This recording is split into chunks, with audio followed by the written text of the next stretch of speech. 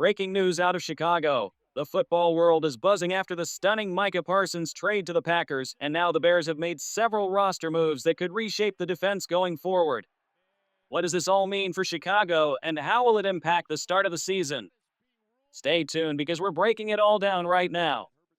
But before we dive into all the latest Bears updates, make sure you subscribe to the channel, hit that like button, and don't forget to turn on the bell icon so you never miss a single piece of breaking NFL news.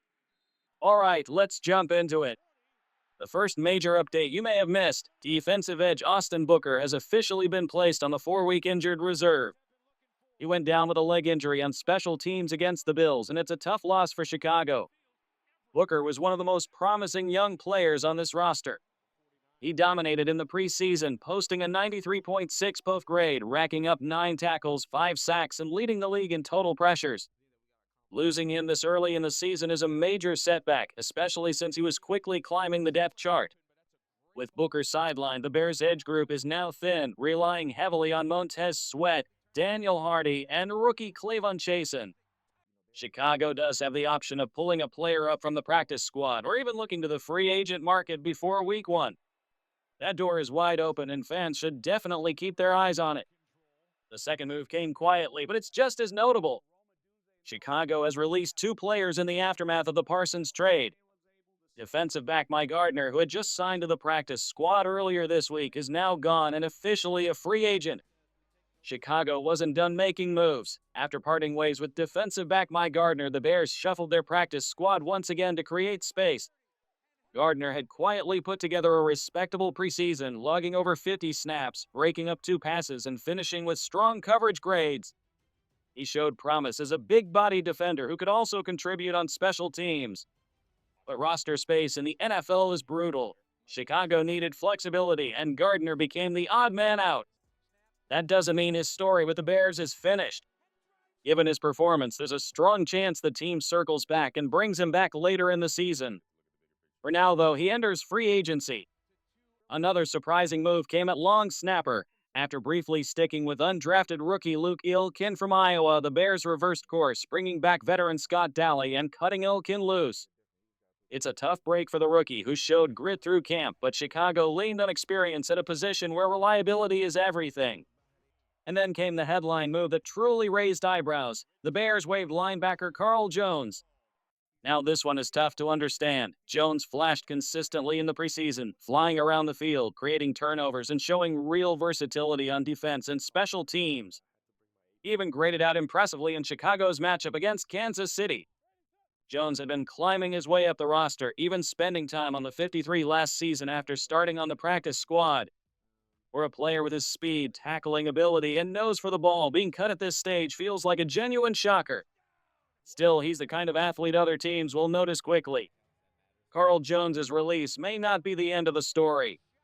Despite being waived, there's a strong possibility the Bears look to bring him back on the practice squad if he clears waivers. Jones already knows this defensive system. He's built chemistry inside the locker room, and his athleticism has been on full display throughout preseason. Still, with the way he performed, there's always the risk another team swoops in and signs him first. If that happens, Chicago could lose a valuable depth piece for good. But Jones' situation was just the beginning. The Bears quickly followed up with a fresh wave of signings, 5 players in total, spread across both the practice squad and the 53-man roster. Among the most notable is the return of Devin Duvernay, the dynamic wide receiver and 2-time Pro Bowl return specialist. Duvernay brings exactly what Chicago needs: speed, vision, and experience in the return game. While the Bears tested other options this preseason, it was always clear he was brought in for this role. His background with both the Ravens and Jaguars proves he can flip the field in an instant, and now he's set to be the Bears' #1 return man heading into the season. Devin Duvernay wasn't the only familiar face brought back. Chicago also re-signed long snapper Scott Daly, restoring stability to a position that had briefly been left vacant. With injuries piling up and multiple roster shuffles happening at once, Daly's return gives the Bears a reliable specialist who already knows the system. For a moment, the team technically had no true long snapper on the roster, so this move was essential. Beyond that, the Bears also filled out their practice squad with 3 new additions.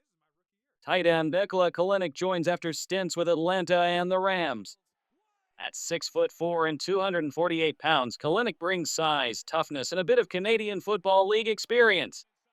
With Joel Wilson no longer in the picture, Kalinic provides depth behind Steven Carlson and gives Chicago another option at tight end should injuries strike. On defense, the Bears added rookie defensive back Dontae Manning, who comes in with raw speed and upside. While the depth chart in Chicago's secondary is already crowded, Manning now has the chance to develop quietly on the practice squad and show flashes that could earn him future playing time. The final pickup was Gervarrius Owens, a former 7th rounder from the New York Giants. Owens saw limited snaps late last season but showed enough size and range at 6 feet, 200 pounds to make him worth a closer look. He'll slide into the defensive backfield rotation on the practice squad, adding another layer of insurance in case injuries hit down the stretch. Now let's turn to the big picture reaction following the Micah Parsons trade to Green Bay. At first glance, it feels like a nightmare scenario for Chicago, one of the league's most dominant edge rushers joining the rival Packers, with questions still swirling about who the Bears' starting left tackle will be. But when you peel back the layers, the move is far more complicated for Green Bay than it might seem. To land Parsons, the Packers gave up 2 first-round picks and defensive tackle Kenny Clark. That alone is a steep price, but the real story is in the money. By moving Clark, the Packers are swallowing more than $35 million in dead cap, signing bonuses, restructure penalties, and other guarantees that stay on their books. When you add up Clark's contract obligations along with Parsons' massive new deal, Green Bay is on the hook for more than $80 million in financial commitment. Yes, Parsons is an elite defender. He changes games. But he also has an injury history and rarely plays at 100% over the course of a season. Pair that with Jair Alexander, another cornerstone of their defense who has battled injuries every year, and suddenly the Packers have over $60 million tied up in just 2 players who aren't guaranteed to be fully available when it matters most.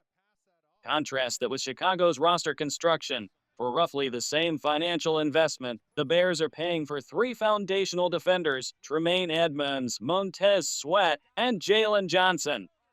That's balance across multiple levels of the defense rather than gambling it all on one superstar and a fragile supporting cast. So while the Parsons trade grabs headlines, the deeper look reveals it could actually create more long-term problems for Green Bay than advantages. Here's the bottom line. While the Parsons trade gives Green Bay an immediate star, it also exposes the flaws on their roster. The Packers still don't have a true number 1 wide receiver. Their offensive line has battled injuries season after season, and by moving on from Kenny Clark, their run defense is now wide open. That's a matchup the Bears are built to exploit, especially with one of the strongest interior offensive lines in the league. Rookie tight end Colton Loveland has already shown promise as a blocker, and his ability to double team with Chicago's left tackle could be a huge factor in slowing Parsons down. Meanwhile, the Bears' ground game is designed to attack exactly where Green Bay is now weakest, up the middle. And let's not forget, by giving up 2 future first-round picks, the Packers have taken away their own flexibility to add cheap, young talent over the next 2 seasons. That's a huge risk. Yes, Parsons is an instant impact player, but long-term, this move could backfire in a way that looks eerily similar to the Callum Mack deal Chicago made years ago. Short-term excitement, followed by long-term headaches. So in the immediate future, the Packers may have landed a difference maker. But down the road, it's far from certain. For the Bears, that means opportunity. This trade could actually end up working in Chicago's favor, both on the field and in the bigger picture of the NFC North.